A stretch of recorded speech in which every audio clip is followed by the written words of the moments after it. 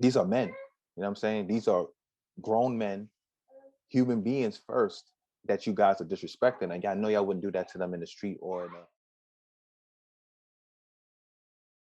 Hello, ladies and gentlemen.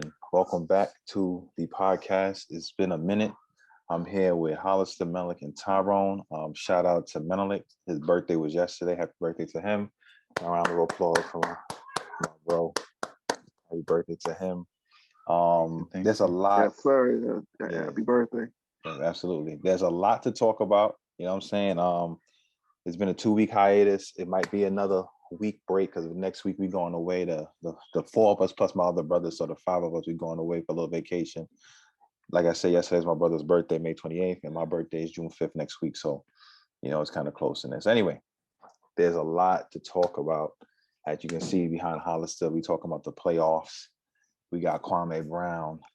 He been going in like he's like the freaking like the GOAT right now when it comes to these like getting at these analysts and people who be running their mouths. And then we got to talk about the state of like not only the NBA but the fans. You know what I'm saying? I really want to touch base on this. I had like a little mini video that I wanted to talk about in regards to that, but I figured I waited to bring it to the table with everybody here. So as you all know, the playoffs is very intense. You know what I'm saying? Like you got the Knicks versus Atlanta Hawks. You have the Wizards versus the 76ers. And I want to talk about those two, matchups specifically because that's where we had the incidents with the fans. As we all know, New York could be a crazy town. We all live in New York here. So, we know how it could be and how rabid the fans are. And we talked about this when we had our joint podcast with IJT Productions, how, Knick fans are like the craziest fans, you know what I'm saying? And besides LeBron fans. And they kind of proved that the other day. Now, Orange and blue skies. yeah, yeah, yeah. You know what I'm saying? So like when you see Trae Young is a player on Atlanta Hawks. He smoked the Knicks the first game. The Knicks had a good game, but he hit him with a nice floater and ended up winning the game. And a lot of people were making fun of him, but his talking about Trae is balding, whatever they were saying that. And then they had a fan who actually spit at him. You know what I'm saying? Who actually spit on? He probably felt it or he probably didn't know, but a guy actually spit on him behind him. And then you have Russell Westbrook always getting this, but you had in Philly, Russell Westbrook got hurt. He was going in the back, and somebody poured popcorn on him. Now, somebody might laugh at that, think that's funny, but it gets to the point where these fans are not viewing these athletes as human beings, and they get this caught up in this veneer of being in an arena and being protected, if you will, because either they can sue the athletes, or they know they can't get to the athletes, or the athletes can't get to them because they get in trouble, malice in the palace, and you know they feel emboldened to do these things. And it's like, to me, these are men. You know what I'm saying? These are grown men, human beings first, that you guys are disrespecting. And I know y'all wouldn't do that to them in the street or in a public setting if you didn't have like certain protections. So I just wanted to get you guys' opinion on it before I go on to my rant. So we'll go Hollister, Menelik, and Tyrone, then I go. So go ahead. Right, so the whole, NBA, the fans disrespecting the players. The NBA needs to do something about it. I guess they could tighten up security in a sense too, or kind of like eventually put some barrier. Like the same thing with Westbrook. He's walking to the back. I always thought that little, that little overhead they have. I always thought that whole thing was covered up. I never knew it had like a little opening. So I guess the NBA is going to look into that. And like, if I was one of the security guards holding Westbrook back, I would have let him go. Like the guy's throwing popcorn on him. Like he had an injury. And the thing that got me, Philly was winning the game at that too. Like it was almost over. They was winning. Ain't like Westbrook blew them out. They was winning. Then you throwing him popcorn on this man. You don't know if this guy has any kind of sickness or health issues, and you want to throw it on him. It's like it's ridiculous. And then the fans spitting at Trae Young, like 50 Cent was sitting there with some guest, and like she kind of, I guess, seen it from her shoulder or something like that. It's just disgusting, and like it's really disgusting. Like they lucky the NBA letting fans back in the arenas for the players too. And they could accept it like how they did the bubble, no fans at all, or they could have the fans sitting like in the middle sections and up instead of down close to the court. But these fans got to respect these players. Like Michael said, they're human beings as well too. Jay Crowder spoke about it. LeBron spoke about it. Tristan Thompson said he said nobody gonna do that to him because he said he'll chase them down to their house. Like these people are not playing. Like they will really knock people out. They know, if they do that, they could potentially face lawsuits and other things. But these fans got to stop. Like you said, they won't do that to them in the street. Like, come on, disrespecting these guys' families, their livelihood. Trey Young father was at the game the other day. People was being crazy to him. It's like, come on, like Bradley Bill, people saying stuff to his wife and his kids. Like, come on, like it's ridiculous. I get it, it's the intensity of the game, but don't disrespect these people's families and themselves too. Like, it's crazy. But we're gonna see what the NBA do. Hopefully, it gets fixed immediately because it's gonna mess it up for us. Like, we like to go to the games ourselves too, and next they might bury off this or that. We can't get too close, and it's crazy, especially for the little kids that want to get closer to players. Yeah. Manly? Yeah, I mean, I agree with pretty much what y'all saying. Like, at the end of the day, these people are human beings. They're people, and we're still, amongst each other. It's like, yeah, they're athletes, right? Yeah, they're there to quote unquote do a job, but that doesn't give you a right to think that you could say any old thing to them, like, some trash talk, whatever, that's part of the game, and they accept that. But when you try to be racist, or you trying to go too far, or you do anything where you getting physical with them, things like that, then it's like it takes it to another level. Like I said, a lot of these people wouldn't do this to somebody, not even an NBA player per se, even a regular person in the street. You're not just gonna go up to somebody randomly and spit on somebody unless you a psycho or something like that. You know what I'm saying? Like, so it's like, yeah, it's a sporting event, but you still gotta have some, level of decency and just common decency, and know that certain stuff is crossing the line. So I know the NBA said they looking into it, and they should. I mean, it's such a big deal to finally got fans back. You get the players even saying we happy to have fans back, this, that, and the third. And then the first week where fans really start coming back in this capacity for the playoffs, all these incidents, the joint with Ja Morant and his family in the crowd in Utah, you know what I'm saying? And the dad was like, yo, I'm all for the trash talk. But once you cross the line where, they said something racist and some other kind of stuff, then luckily there was some other fans there who stood up and pointed and helped get security and do all of that. But it's like there's you could do a little bit of that stuff at sporting events, trash talk, but there's no room for racism, no room for getting physical with people and doing all kind of stuff like that.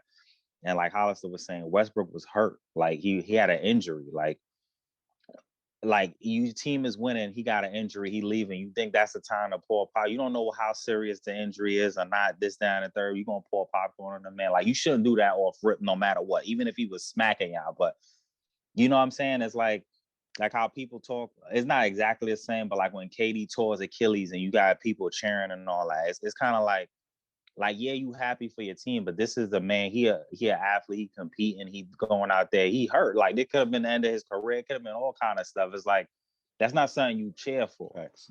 So that's just my take on it. But yeah, NBA, they're gonna see what they could do. It's hard because they want fans to be there and have a little bit of access. For people to be able to throw them shoes and T-shirts and do this and do that. But you give them that, and then you got the people who ain't acting right. But they've been banning people indefinitely. Hopefully that sends a message, and then they can see whatever moves they can make. But yeah, Tyrone.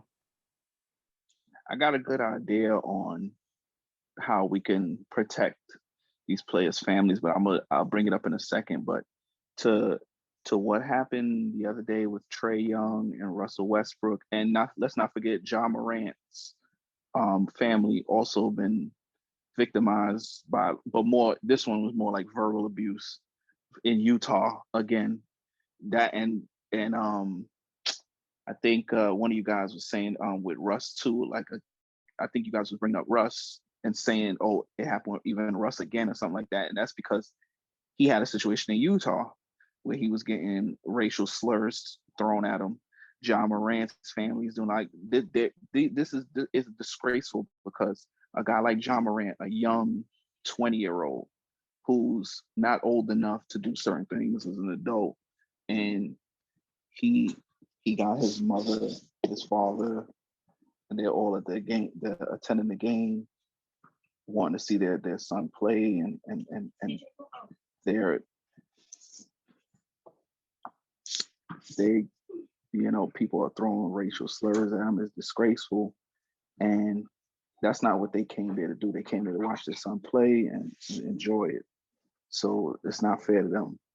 The Trae Young thing is bad enough that they we all from New York. To know is that it's people from New York that did that. It's kind of crazy, and I guess they were feeling themselves because they finally won a game for the first time in like 10 years in the playoffs. So I guess they feel it was their right to just spit on them. But a lot of these people wouldn't do this in the streets if they saw them. So I never understood why. Like they're protected by the barriers of security. They know these players can't run in the stands like how Ron Artest did. So it's easy to do that because they know before these players get a chance to do anything, the security guard's gonna grab them, just like with Russ. He got a messed up ankle, but he ain't look like that ankle was hurting him when they threw that popcorn on him. You forgot he had that ankle injury when that adrenaline kicked in. It had about 4 security guards holding him. You forgot he was limping to the locker room once that popcorn got thrown on him.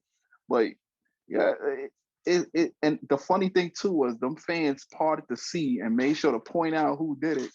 Like it was these 2 people in particular. That was funny. They turned around like, no, it was him. They made sure to tell who it was. And for you to do that to any player, I'm not gonna sit there and bring up, oh, that's Russell Westbrook. You shouldn't do that.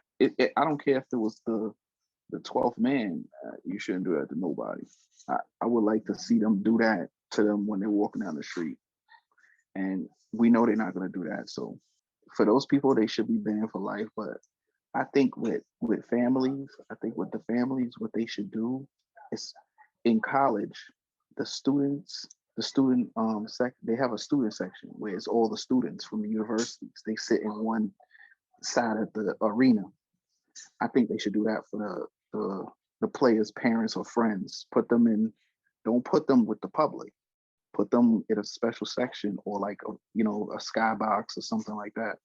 Do something like that because it's not fair that they come there to watch a family member play and they have to worry about somebody throwing things at them or cursing them out, and they don't know these people that's doing that to them. And that's not what they came there for. And sometimes 100%. they have little children with them. Some like these same players, they come with their mother and father. They also probably come with their girlfriends or wives and their kids. And that's not what they want their kids to be around. So I think they should do something where they have a little section for them, honestly. I agree, man. I look at it like this, man, and I'm gonna use this to segue to another topic, is that people are just like rabid when it comes to this fandom. And we spoke about this many times, even without us having a podcast, we talked about this. Like, even with me, like I had to realize to a certain extent that, even though I'm a Brooklyn Net fan and, I want my Nets to win and everything like that, they don't know who I am. And me spitting on an opposing player, me throwing popcorn on an opposing player, me, trash talking opposing players and saying certain things like that it's not going to get me any brownie points with the team. They're not going to get me, season tickets for free. It's none of that. You know what I mean? My fandom should just be that. Yeah, you might say, oh, you suck or whatever. You can't shoot a free throw and blah, blah, blah. Oh, you know what I'm saying? Whatever. You could do stuff like that. That's like Tyron and you guys all said, it's all within the lines of trash talk. We all play basketball or some level of sports where people trash talk you and say certain things in the game. I talk trash sometimes to some players, but I say more funny things as opposed to insulting things. And to me, that's all well and good, but there's certain lines you don't cross. And I hate to say this, and I know it's going to maybe be a little controversial, but you have to look at the trend and the type of fans and who the fans are that are doing this. Since this been happening, I have never seen a person of color who have done something like that. And I'm not trying to make it a racial Mike, thing. Let me cut you off for a second. Go ahead. I 1000% agree with that. Like I knew that's where you were getting ready to go at. I wanted to cut you off real quick That is absolutely true. And you could call it and keep going. Thank you. You're not being controversial. It's the Yeah. truth right there. You know what I'm saying? Like, we go to a game, you see them talk trash. They might say, "Yo, KD, man, you go," or "Go brush your hair." They might say stuff like that. You know what I'm saying? Or "You balled to LeBron, you know, get it, go to ball." But we don't spit on nobody. We ain't throwing nothing at nobody. We ain't going out there trying to physically hurt anybody. Because at the end of the game, at the end of the day, it's just a game. It's a basketball game, football game, whatever game you're gonna watch.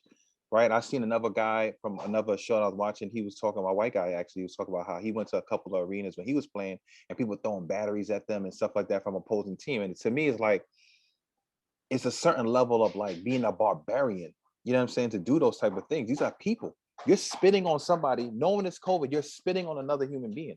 And at the end of the day, this is a person. You should not even try to do that. Like, you should spit on nobody, period.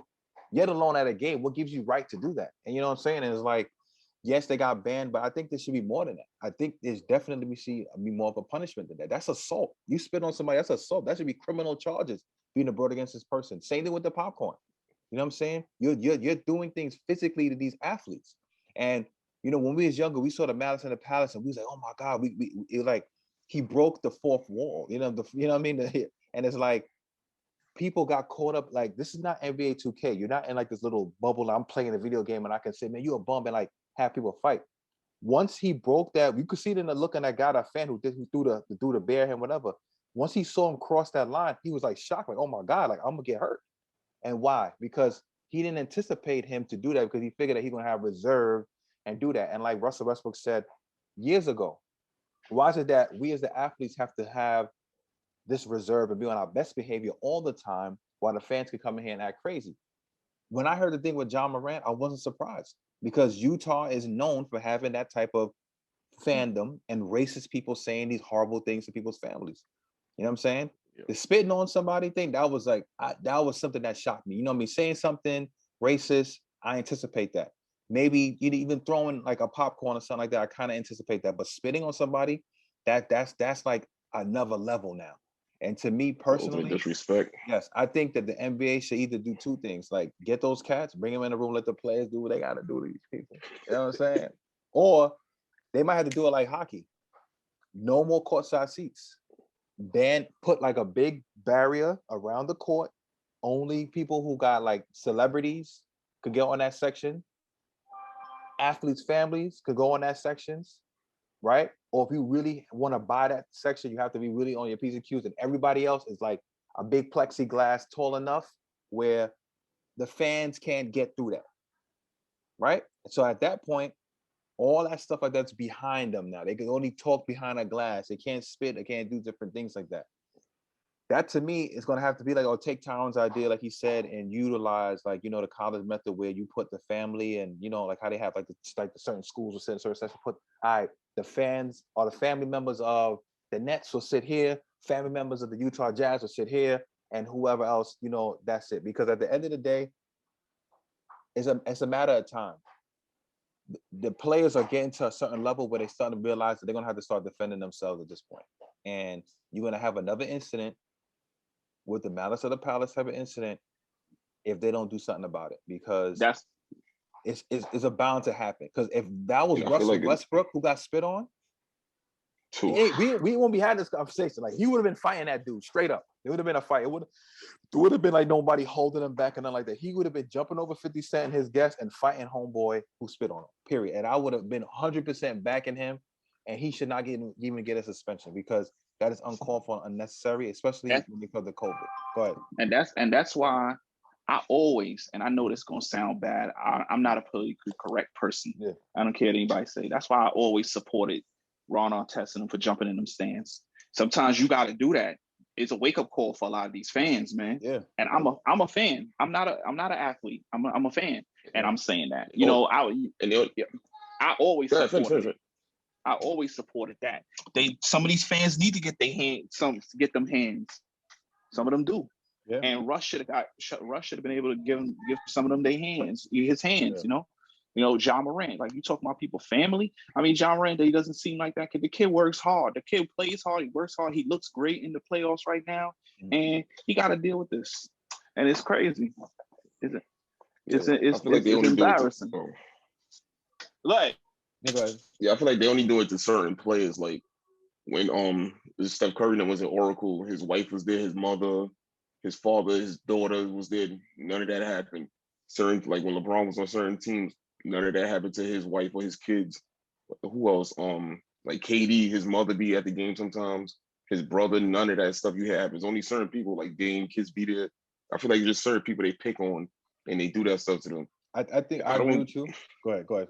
I'll let you finish. No, yeah, it's stupid. You're 100% right. But I look at it like this: like when it comes to like LeBron, KD, and them, like their family members are there, but they probably in certain sections where it's not like some of these other players where they're in certain areas. Because I'm pretty sure, especially when LeBron left and went to like from Cleveland, they were doing a lot of suburban Jersey, and he had to be smart, extra security around his family, extra different things. Now, John Morant, even though he's a star player, he's not on the same level as like a LeBron James. So they're not going to be like, you know what? Let me put extra security around John Morant's family. You know what I'm saying? They're not going to do that. They're only going to do that for certain players. My thing is that they should do it for all players. And my thing is that at the end of the day, there's a certain level of like decency you have to have. You know what I'm saying? And you're dissing me, but you're spending money to watch me play, regardless of your team or not. So you're spending money to watch me play. And like what Tom, we was talking about this earlier before the game, was like, it's sad because most of the time you don't get that kind of foolishness from New Yorkers. You know what I'm saying? But it happened. We already know who did it, right? And at the same time, they won a game. I was in the city that night when they won that game, and I happened to get home early, thank God. And they celebrating in the street like the Knicks won the chip. Like they won the title. You know what I'm saying? And that's where we get to that point where, like I said, when we spoke with IJT Productions, where the fans get so rabid and they get delusional because they feel as if what they're doing is for the team. It's like you're not helping them. Like you're not part of the team. You're a fan. You're a patron of the team. Yes, you do support them, and it does help. You know what I mean? In moments when they play in the game, but at the end of the day, you're not a player. You're not an athlete, and you shouldn't be doing those type of things, especially crossing the line like that. But I feel that a lot of these players have this kind of entitlement mentality, which is the perfect segue to this Kwame Brown situation, is that you have, analysts and regular people commenting on these lives of these athletes as if they have any credence behind it. Now, yes, we have an eye test. We can see some guys who may not be as good as the next guy. But at the end of the day, like we said in our other podcasts, and we end up saying before, these guys, to make it to the NBA, you have to be nice. They'll wash the average Joe, you know what I mean, at home. The last guy on the bench will come to a neighborhood park and smoke most of the people at the park. You know what I'm saying? And most people look at what Brian Scalabrine did. Exactly. Look at him. Brian Scalabrine went out there yoking up these young kids, like letting them know, like, nah, that's because you think I was a bum and you didn't see me getting all the notoriety that you see like my counterparts like KG and all them other cats of them, doesn't mean that I'm trash. So my thing is that when you have people and to go back to the Kwame Brown situation, like saying these things about these athletes and these young men, it gives these people this kind of mentality like, yo, they're not valuable. They're not worth anything. All they are is like pawns for a video game or like a tool. They're not a person. They just look at the logo on the chest and think that that's what they are. Like, he's a Knick. You know what I mean? Like, he don't, like Trae Young after the game, they take him and they put him in a locker and they zip it up and wait till the next game and they unzip him out like the hyperbolic time train. He don't got a life. He don't got a family. He don't got friends. He don't got nothing. And that's why I feel it's a big disconnect. And that's why media, as well as like, people in general, need to realize that these athletes are people first. So when people was getting on,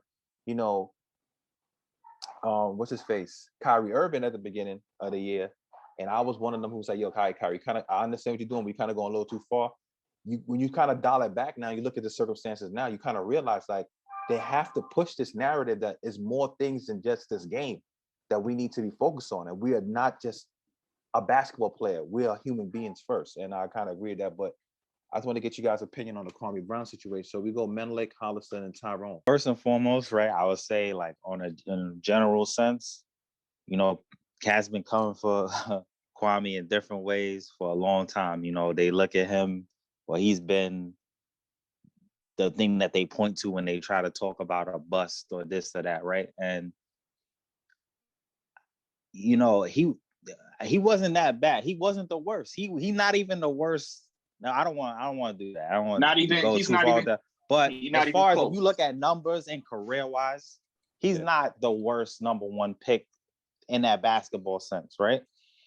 Not even close, right? So, and he got people to pay him millions of dollars to play basketball professionally for over 10 years. He was in the league, right? So that's something, right?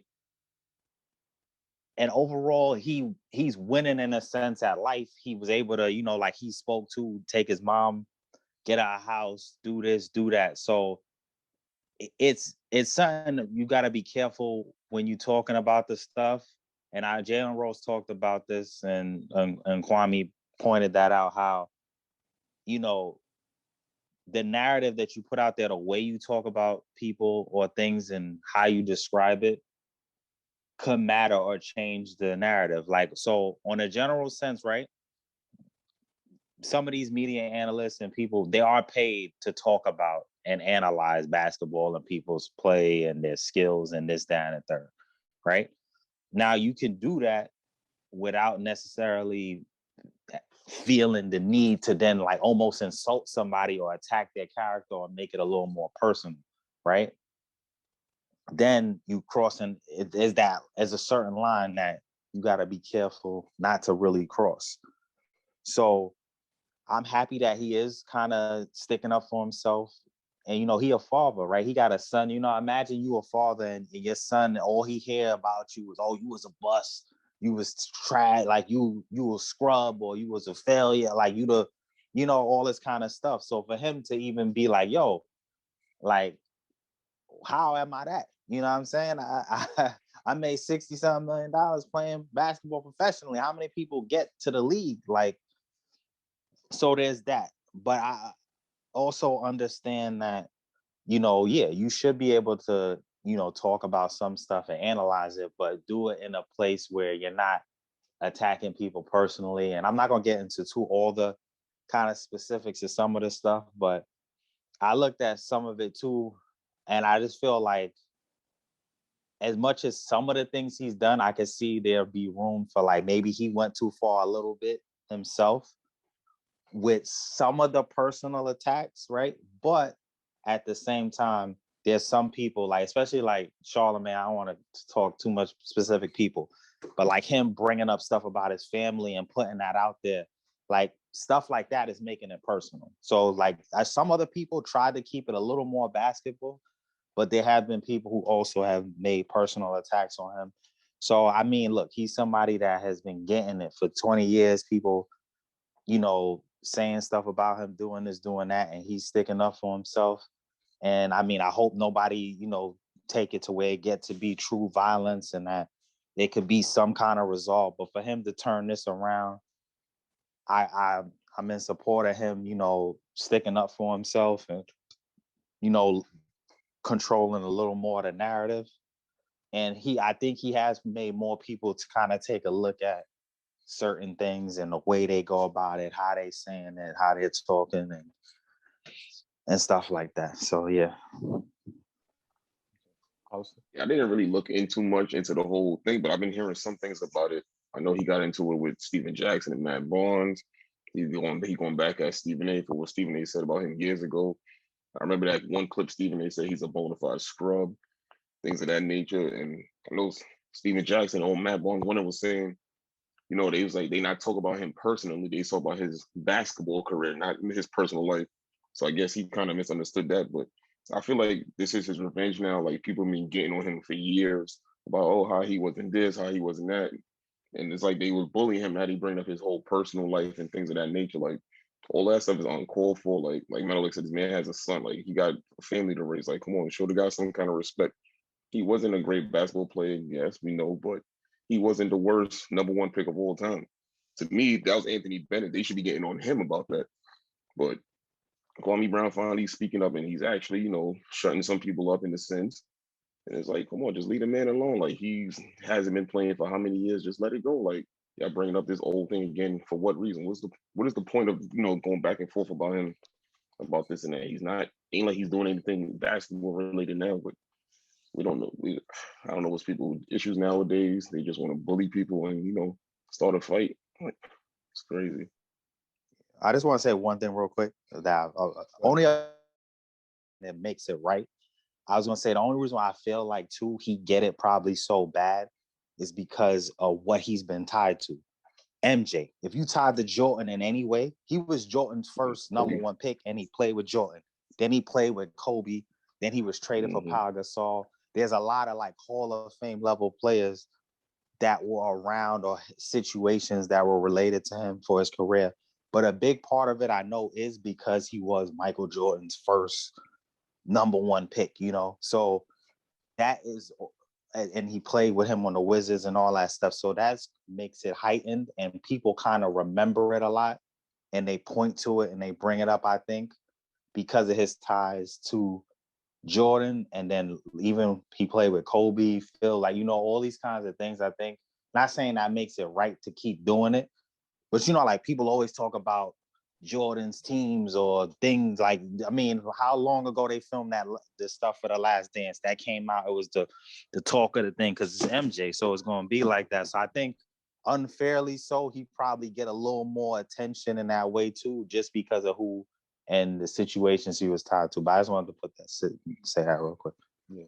So you finish or you want Tom? Kwame, the Kwame situation, I support him 100%. You know, when we watch him now, me and Michael, we're like the two oldest ones here. I think we're the same age as Kwame. So, you know, we basically from the same era. We all of us are in this chat, but we're like the same age as him. So when we were young 20-year-olds like Kwame, or 18, 19-year-olds, we weren't troublemakers. So, you know, we weren't the type of people that, you know, disrespected older people and stuff like that. None of us are. And I feel that he could have easily done this before, but I think when he was younger, he had that respect because his mother raised him to respect elders. He could have came at these guys a lot sooner than this, I think. But for the fact that he waited till he was a grown man to talk, I think that's major. Bash a kid for 20 years, like people, and I'll say their names because I don't care. You know, Stephen A. Smith, Skip Bayless, like they made a mockery of him for years. And I'm one guy, you know, you guys know how much I love sports. Like I watch everything since I've been born, not born, but since I've been able to watch sports, I watch everything. So I've tried to see as much as I can. All those things that they show clips of on YouTube, I've seen it live. I remember Jalen Rose. That's why he shot. I was waiting because I watch all the Kwame stuff. Like I've been following this stuff every day.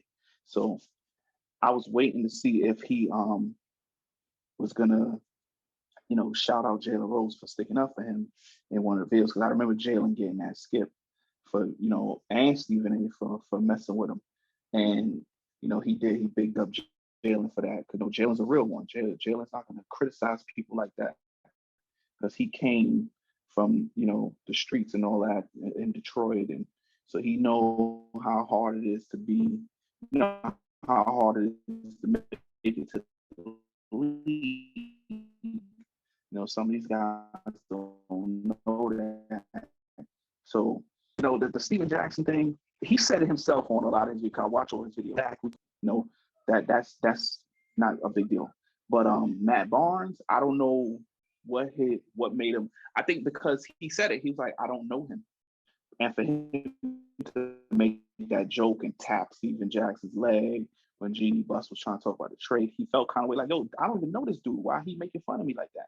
So I think that's what his issue is. He did get personal, bringing up, you know, his fish. All bets are off when you you insulted him as a man. Like, it may not sound personal, but it is in reality when you dig deep into it, because now people are gonna walk around looking at him like he's a joke, and that is personal. It may not come off as personal, like insulting people and this man took your wife.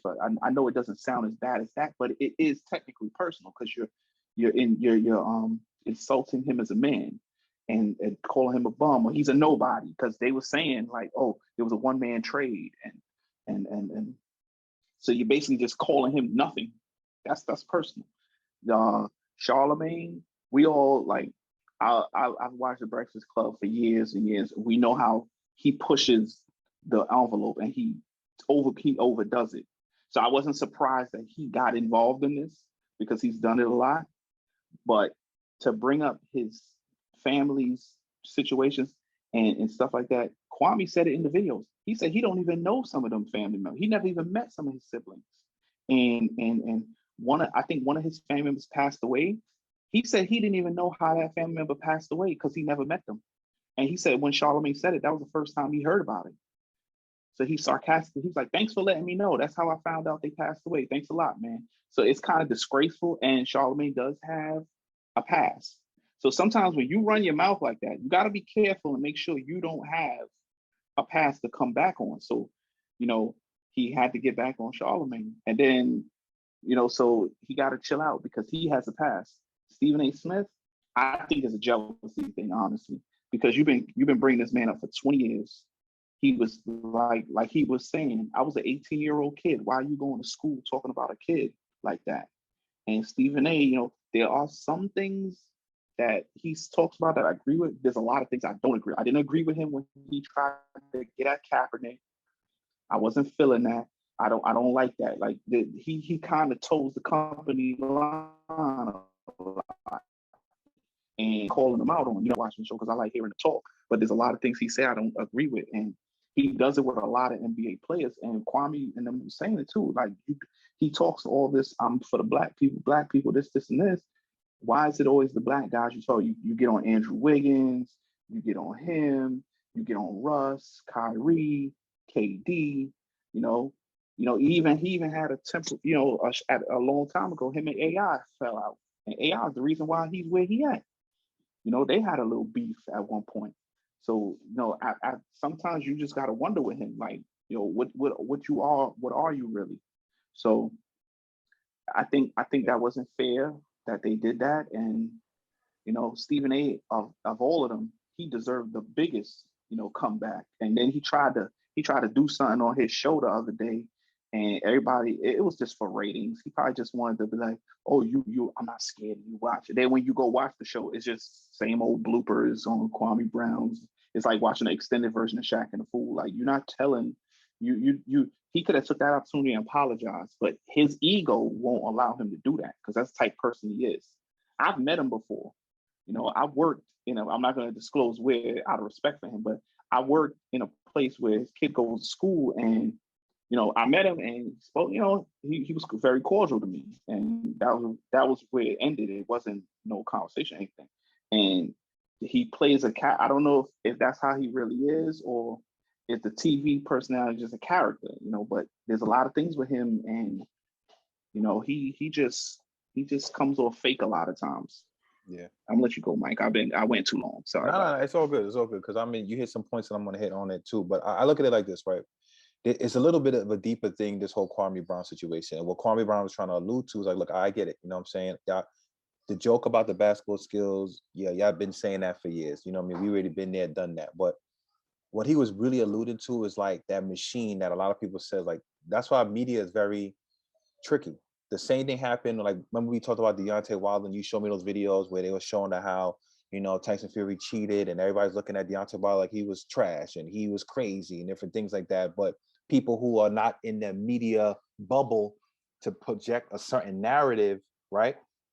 They are the one who actually try to speak truth. There's a lot of propaganda going on, and that's what he was trying to say. It's like, look, who got their mouthpiece? Who's really making you do that? Now, Stephen A. Smith been a guy who's been loud and boisterous and very opinionated on certain things. And like you said, Tom, like, I watch some of his stuff because sometimes I do like some topics. I'm not a huge Stephen A. Smith fan.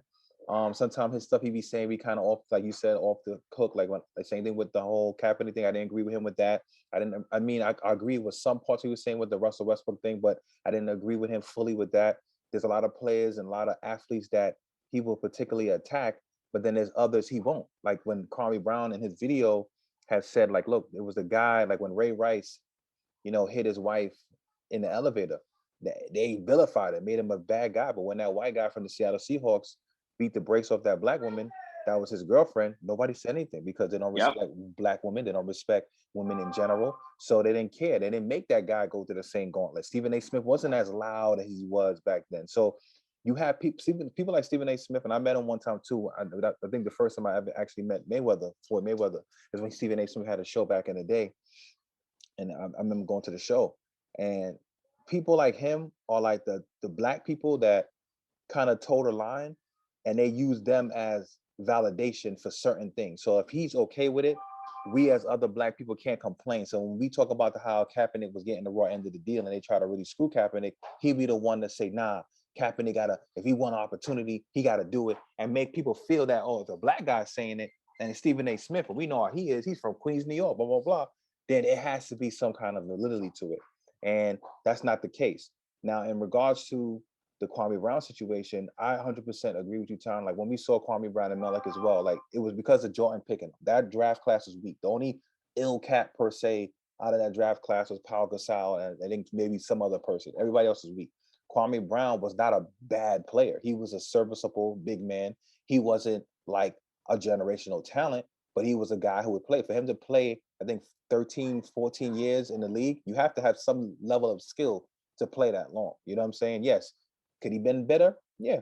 You know what I'm saying? But at the end of the day, an 18-year-old kid getting destroyed, you know what I'm saying, by a man in the media is not good. Now, he's kept his mouth shut for 20 plus years.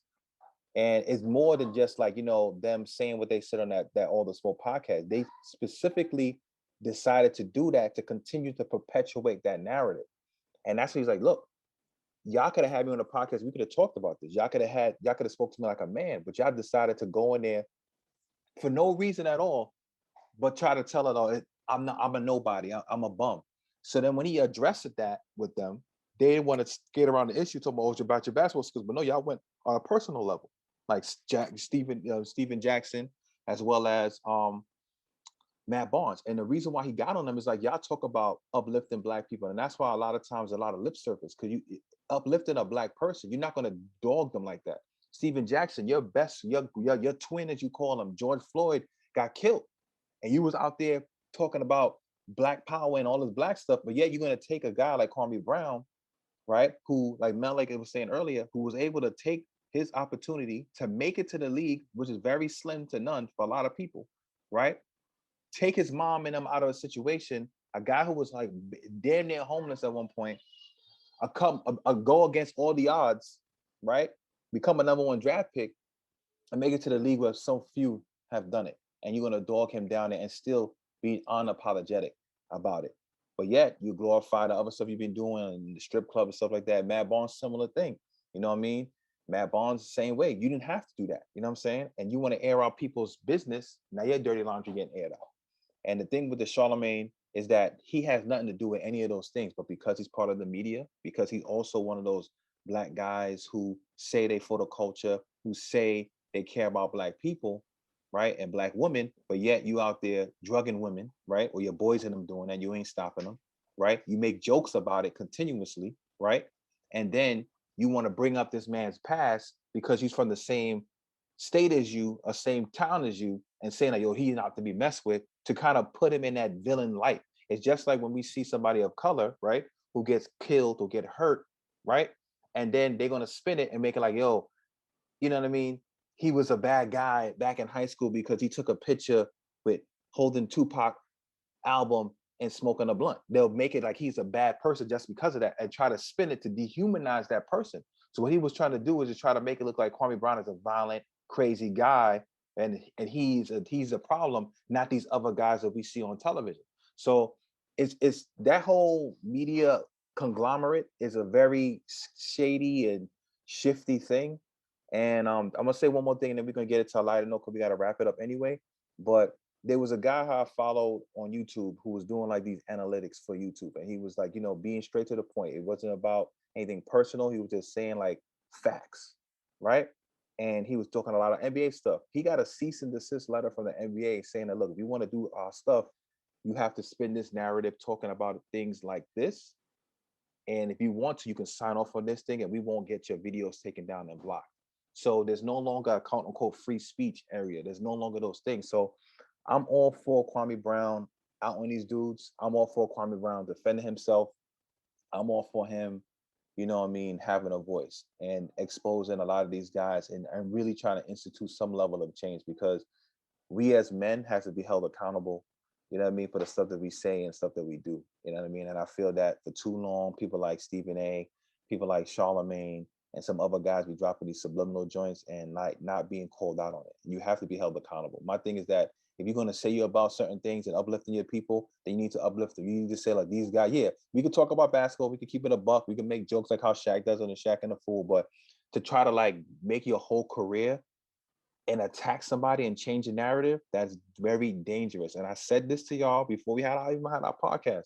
We talked about this with the Carmelo Anthony thing, how he was being blackballed. What happened? Carmelo Anthony had to get on the Stephen A. Smith hour on First Take just to get another job. And the man is not even garbage and he's still nice. But because the narrative, the media was projecting, unwilling to change, unwilling to work, unwilling to come off the bench, all of these things was being spun on him. What happened? Damn near lost his career. So that's what I'm trying to say. Same thing with Iverson. When he was still there you decent. go. I was just getting ready to say it. Same thing they did with him. He was still a good player, spun that narrative. So I'm trying to, and that's what Kwame Brown said that in one of his videos too. It's like they spin this narrative on these players. So now they hate to see that these athletes of color making all this money playing a game. So they can find any way to try to keep that number down, they're gonna do it. Trust me. Let that have been Luka not killing how he was and did something crazy like Kwame Brown, they wouldn't have said nothing. And I hate to always bring it like that, because I know one of my boys always make a joke like, Mike, you always think everything, always look things and race, but unfortunately, that's how it is in this culture. That's how it is in society. It is what it is. Not to cut you off. There's some things that I dispute when you bring up that too. Like when we had the debate with Steve Nash getting hired, there are some things that I'll be like, yeah, nah, I don't think it's about that. But there are a lot more than less. Like more times than not, you're right about it. There's just certain things I'll pick out and I'll say, nah, I don't think that is. Yeah. But if you really think about it, it really is. Like, I know you're very strong with it. That's why sometimes I'll pick my spots. Like if I feel, all right, Mike, nah, I don't think, like the Steve Nash thing, I still don't believe it had anything to do with that. But, there's a lot of things that are like this. Like, come on. People think Kwame Brown was the worst first. Have they ever heard of Andrea Bargnani? Come on. And even other black guys. I mean, I don't want to just make it into a racing code. We're not racist. So I'm not going to bring up Anthony Bennett. Yeah. I could take it back to Purvis Ellison from 1989. I could take it back to like even guys that weren't number one picks, like Darko Milicic, like Kwame. They brought it up, like these guys that Olowokandi. Yeah, Michael Olowokandi. He's a black guy. Like, so we're not being, prejudiced about it by saying, oh, what about the white guys? There's other African Americans. Yeah. Why Kwame? Why Kwame? He played 12 years in the NBA, 13, I think. Yeah. He couldn't have been that bad. It's like Jalen Rose said. Yeah. That man was paid millions of dollars to play basketball. He played 12 years. He made 60-something million, not to bring up his money because that's none of our business. But the man he couldn't have made that being a bum. Exactly. And Stephen A picks this guy's name up all the time and just does it. It's for show, man. It's like Kwame said, his zaddy, his zaddy is telling him to do this. Yeah, and that's why he did that on his little Stephen A Smith show. He made himself look even worse doing that because he had no comeback. For once, Stephen A had no comeback. All he could do was just bring up the same. Oh, the ball went between his legs. Oh, look at that bad pass. Oh, look at that air ball. Look at this. Look at that.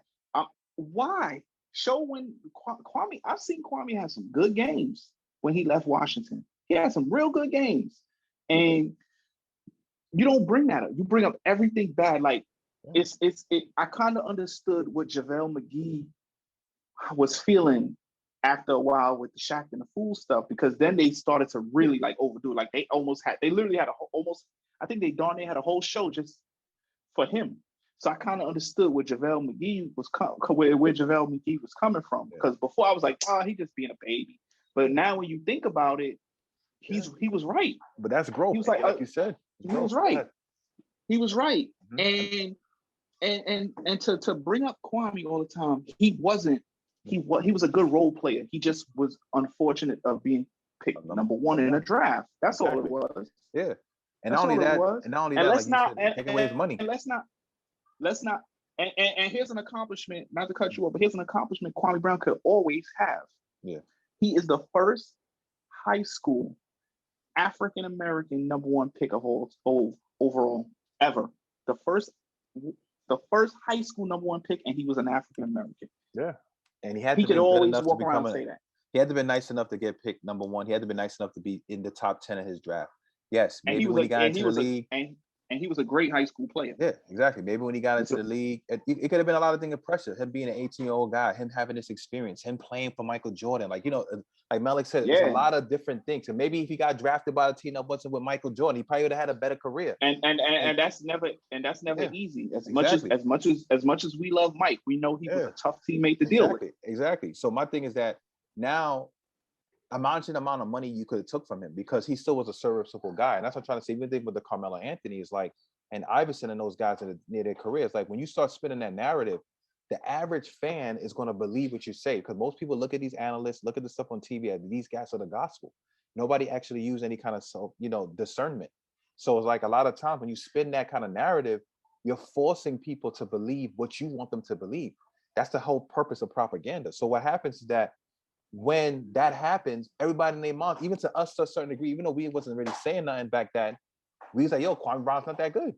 But then we watch him in the game and he getting these dunks and he block shots. I'm like, all right, Kwame Brown ain't that garbage. Like when he left the Wizards, I was like, yo, Kwame Brown's actually pretty good, right? And then when you really look into the contents, like, yo, anybody in NBA is pretty damn good because there's only 500 people, let's say max in the NBA, and millions of people try to play basketball. So you have to be some level of skill to get there. So my thing is that we need to really get off of that.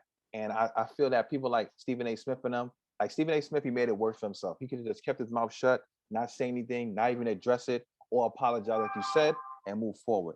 But just to wrap up, because I got to pick up my dog and stuff like that. Let's just touch base real quickly on the playoffs and then we can kind of wrap up. I know that, the Bucks just won. They came back and they beat the Heat, so they're up 3-0. The Nets lost yesterday. I think Anthony Davis and them, they said they're gonna be questionable and KCP questionable. Not to cut you off, Mike. Not to cut you off. That's a sweep. That series is over. It's 4-0 Milwaukee. They swept. Why it's a sweep. Yeah, my bad. They swept them.